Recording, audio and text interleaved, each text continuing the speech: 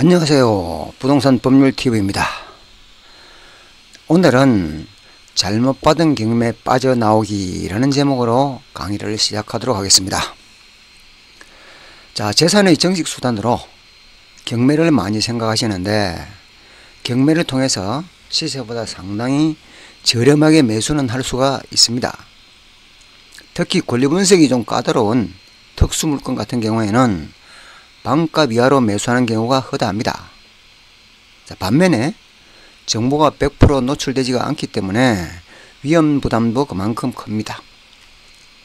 그 위험 부담을 줄이는 방법은 현장 확인을 철저하게 하고 권리분석 지식을 쌓아서 대처하셔야 합니다. 20-30분짜리 동영상 한번 보면 다 해결될 것처럼 얘기하는 경우도 있는데, 자, 큰 돈을 투자하는 만큼 신중하고 그만큼 실력으로 내공을 쌓으셔야 합니다. 자, 우리나라는 부동산 투자 한번 잘하면 흙수저가 은수저가 되고 은수저가 금수저가 됩니다. 그게 현실입니다. 그러니까 항상 이걸 염두에 두시고 경제적으로 풍요한 삶을 누리는 데 도움이 되셨으면 합니다. 끝까지 시청 부탁드리겠습니다. 자, 우리가 낙찰을 받아오면 여러 명이 응찰을 해서 1등과 2등이 아슬아슬하게 낙찰 받으면 기분이 아주 좋습니다. 근데 단독 입찰을 했거나 또는 금액 차이가 많이 나면 와, 내가 뭘 실수했나? 잘못 알았나? 불안합니다. 자, 응찰하실 때 우리가 보증금을 내는데 그 보증금은 매매 계약에서의 계약금과 같은 겁니다. 자, 계약금을 지급했다가 매수인이 일방적으로 포기한다고 해서 계약금 반환받지는 못합니다.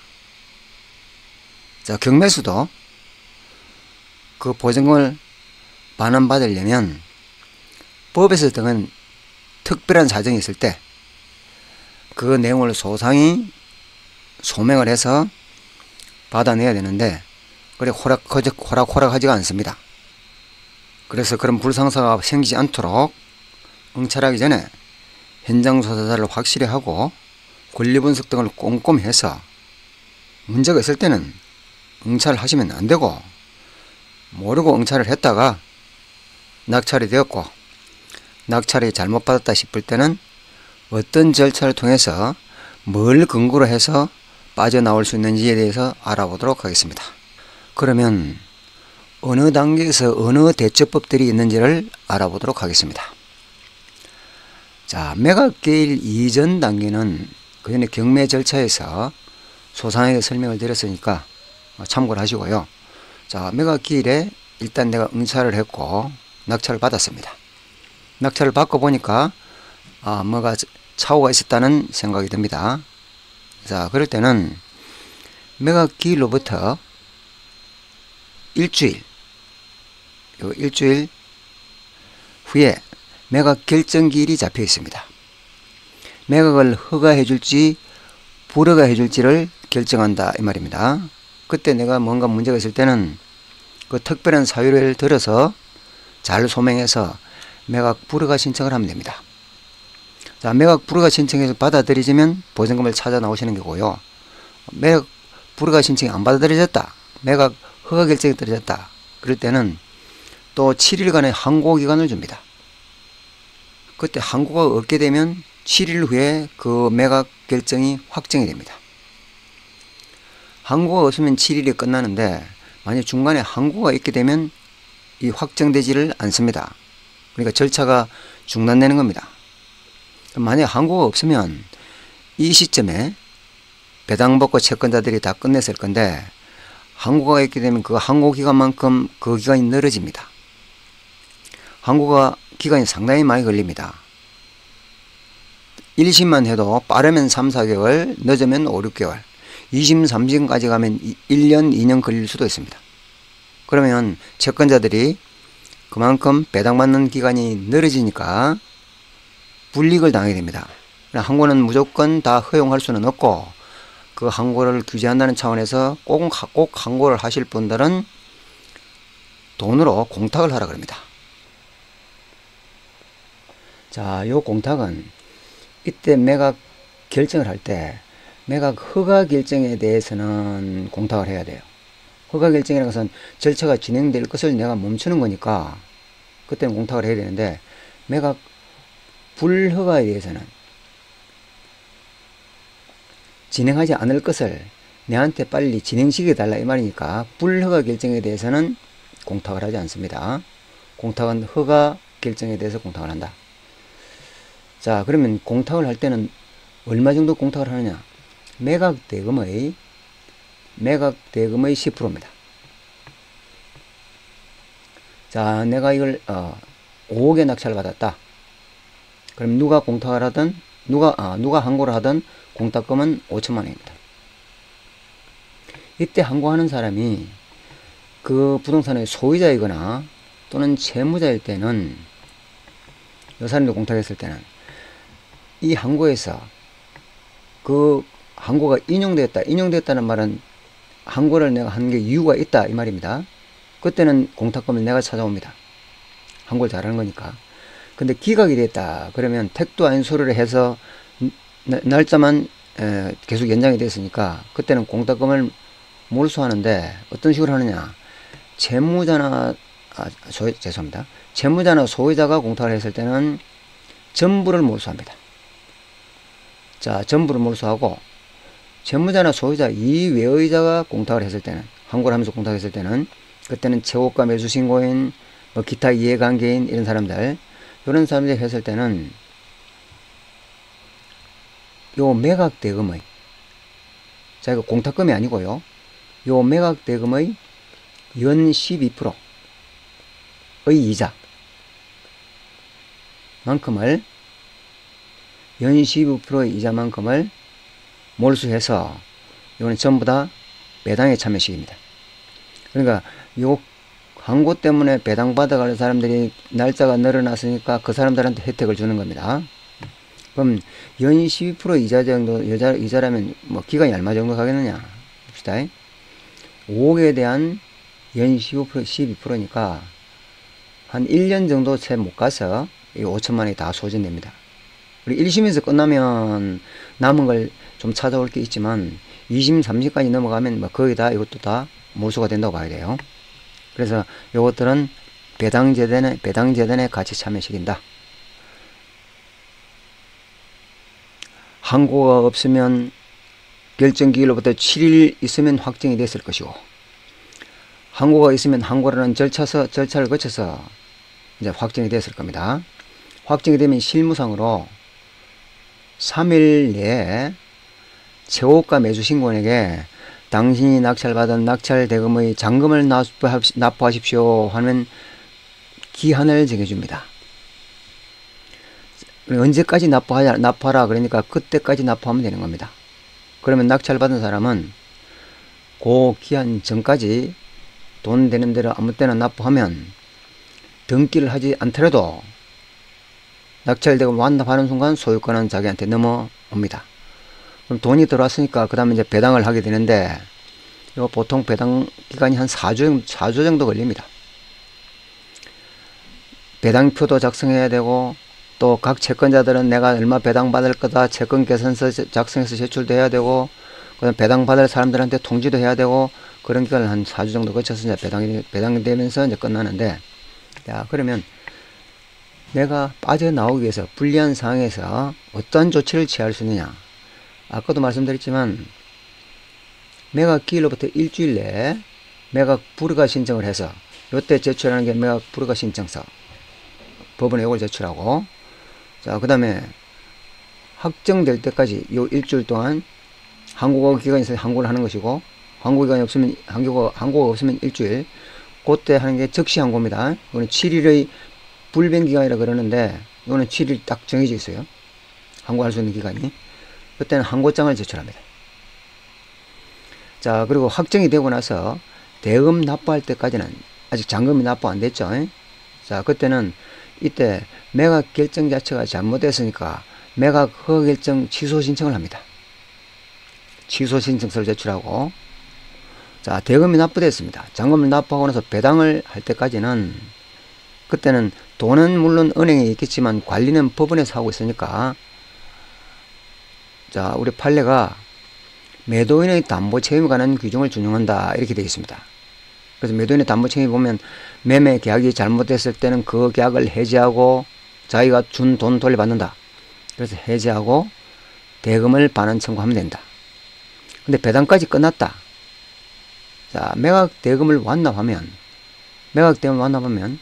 처음부터 그 소유권 등기 자체가 아예 원인 무효이거나 또는 은행의 근황권 등기 자체가 원인 무효일 때, 이때는 낙찰자도 소유권 취득을 못하는 경우도 있습니다.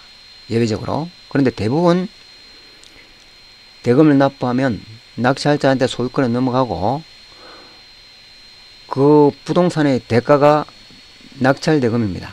매각 대금인데, 그 매각 대금이 이게 잘못됐으니까 그 매각 대금을 내가 받아가야 될 건데 당신들이 배당 받아갔으니까 그 배당금을 내한테 내놔라. 그게 부당이득 반환 청구의소를 제기합니다. 그래서 이런 식으로 절차가 쭉 진행되는데, 문제는 시간이 지나면 지날수록 절차가 자꾸 까다로워집니다. 자, 어려워지니까 가능하면 빠른 시일 내에 조치를 취하는 게 좋다. 매각 불허를 받아내는 게 가장 좋습니다. 근데 여기서 도저히 안 받아들여졌다 그러면 이제 항고장을 제출해서 이제 소송으로 다 다투는 겁니다.